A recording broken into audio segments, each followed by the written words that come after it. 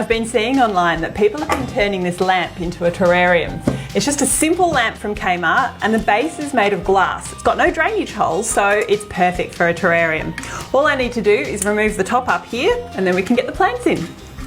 You're going to need some gravel for the terrarium. I'm using some darker gravel for the base and some nice white gravel for the top, which is really decorative, but you can choose whatever you want. And then I've also got some pint-sized plants. Now these are itty-bitty little plants that have been grown specifically for use in terrariums. So they're in these sweet little pots here. Keep your eyes out for them at your local garden centre.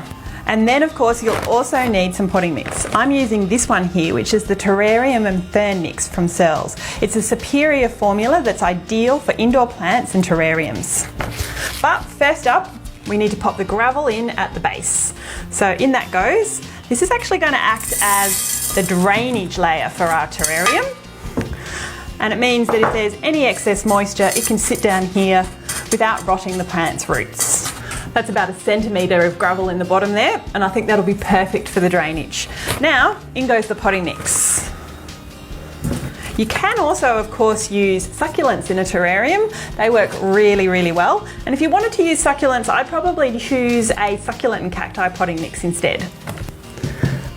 All right, now for the plants. I think I might have been a bit enthusiastic. I don't know if this guy's going to fit. I think it might be a bit too tall. So instead, I've got the gorgeous Pilia, a beautiful begonia with variegated foliage. Look at that, it's just stunning. And some beautiful baby's tears as well. So now the trick is just going to get them in here without breaking them. Let's see how I go. Because their roots are nice and small, these plants are easy to move into place.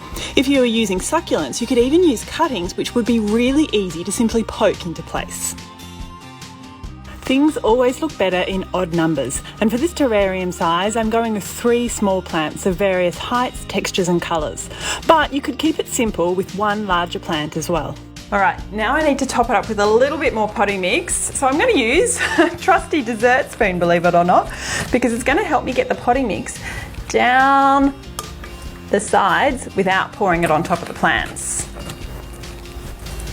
A little bit fiddly. A few little taps to settle things into their new home, and now we can top dress with gravel. And I think I'm going to bring out my trusty spoon again.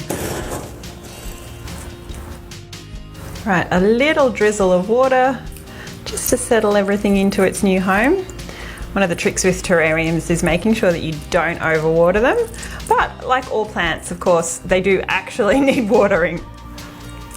But they will create their own little microclimate. So that's probably enough for now, and I can just keep an eye on them. And now I'm ready to reattach the top. Now, I've got no idea who to credit with this idea, but I tell you what, it's one hell of a light bulb moment.